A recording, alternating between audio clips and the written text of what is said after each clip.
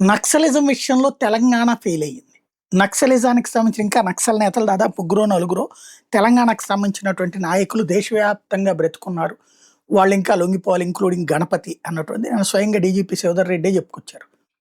ఆంధ్రప్రదేశ్ మాత్రం కంప్లీట్ నిన్నటితో కంప్లీట్ అయిపోయినట్టే. ఇక ఆంధ్రాలో నక్సల్ రహిత రాష్ట్రంగా ప్రకటించారు. ఇప్పుడు దేశవ్యాప్తంగా ఇంకా 2% నక్సలిజం ఉంది.